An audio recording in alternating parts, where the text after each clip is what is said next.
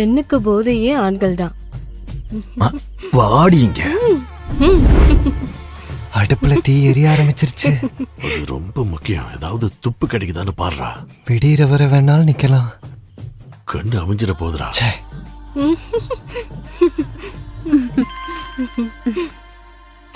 நிம்மதியை கெடுக்கனே இருக்கா. போத்திக்கிட்டு தூங்க கூடாதா? நிர்மலா தானே? என்னடா இவ்ளோ சீக்கிரம் போர் அடிச்சிருச்சா? இப்ப அவ புதையல் காக்குற பூதம் அதெல்லாம் என்கிட்ட ஒரு நாள் வரும். அதுவரை அவ பண்றதெல்லாம் பொறுத்துக்கணும். அது வரைக்கும் நீ உயிரோட இருப்பியான்னு எனக்கு சந்தேகம். மல்லிகா கூட வந்திருக்கனுக்கு உன்னை கொல்ல கொட்டேஷன் தந்தது நீ தானே சொன்ன? காசு கொடுக்க உயிரோட இல்லனா அப்புறம் என்ன கொட்டேஷன்? பிரச்சனை ஆயிடுச்சுல்ல. இதனோட நமக்கு பிரச்சனை.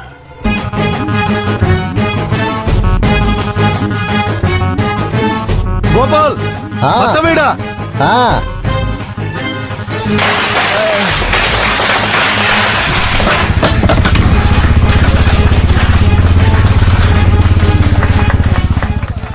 கட் பண்ணவா?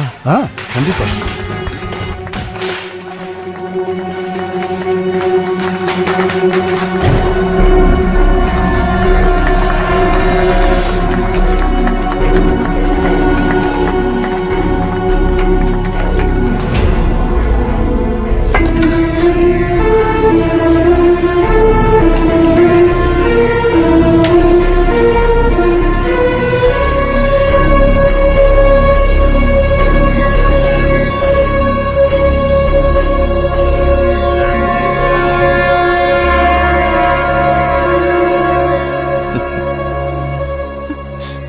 வண்டி எடுங்க, நம்ம போலாம்.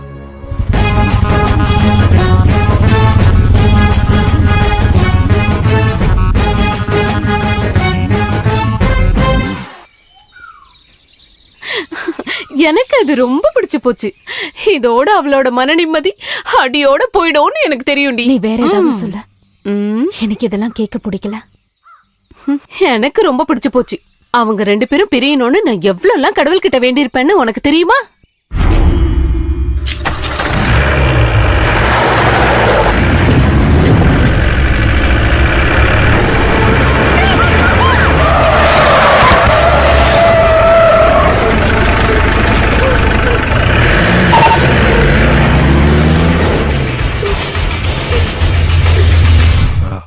இன்னைக்கே முடிஞ்சிருக்க வேண்டியது அந்த டிரைவருடைய கையாளாகதத்தனம். பிரச்சனை இல்ல சிபி, என் வண்டி இனிமே ஓடும். அதுலதான் அடிப்பட்டு சாவாங்க.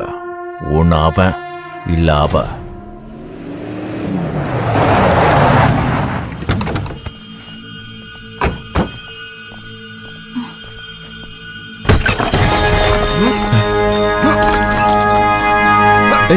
ஓடி பிடிங்கடா அவனை.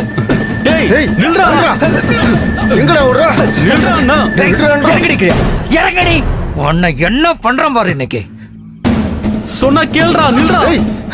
எங்கடா ஓடுற? இன்னைக்கு எங்க போனாலும் முடியாது. நில்லுடா அண்ணா. இறங்கி வாடின்னு சொல்றான்ல.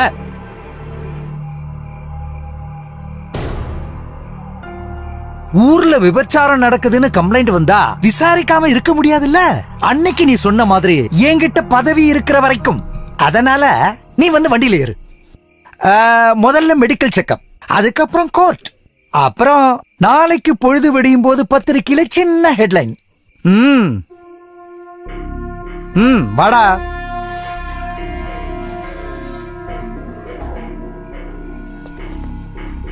நான் திரும்பி வருவேன். I am waiting.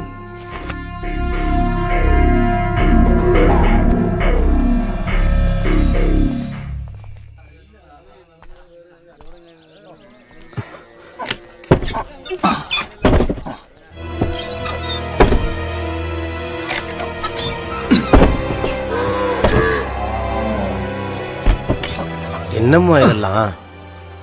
நான் இந்த கடையை மூட போறேன். எல்லாரும் வண்டி சாவியை கொடுத்துட்டு காசு ஏதாவது வர வேண்டியதுதான் வாங்கிட்டு போங்க. இப்படி திடீர்னு? இது என்னோட கடை. இது எப்ப மூடணும்னு நான் முடிவு பண்ணுவேன். நீங்க இவங்களுக்கு சேர வேண்டியதெல்லாம் கொடுத்து அனுப்பிடுங்க. வேண்டாம், எடுக்க வேண்டாம்.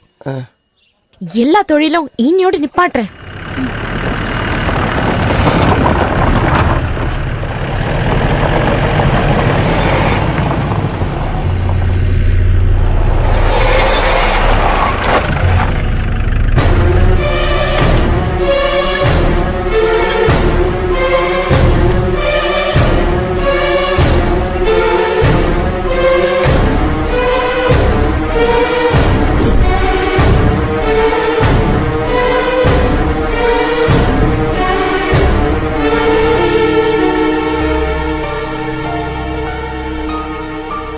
நில்லு. நான் பண்ண பெரிய தப்பு தான் நீங்க. அதை இன்னையோட நான் திருத்துறேன். நீங்க போங்க. நீ கூப்பிட்டப்ப வந்தது. நீ இறங்கி போன்னு சொன்னா இறங்கி போகல. போயிருவேன். எனக்கு நீ யாரும் இல்ல. அப்புறம் நீ மட்டும் தனியா புடுங்கிருவியா என்ன?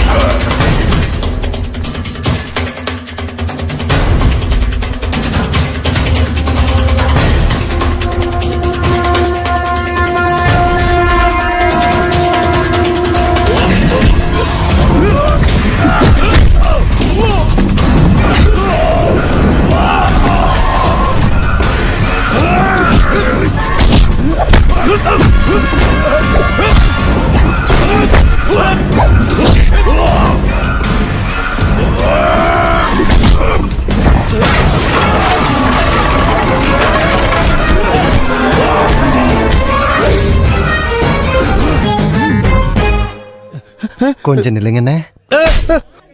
அர்ஜென்டா ஒரு மீட்டிங் இருக்கு, நான் போயிட்டு வரேன். போனா போது திரும்ப வர வேண்டாம். இல்லனா கமிட்டி போட்டு உனக்கு நான் பால் ஊத்திடுவேன். கடவுளே, நல்ல வேலை.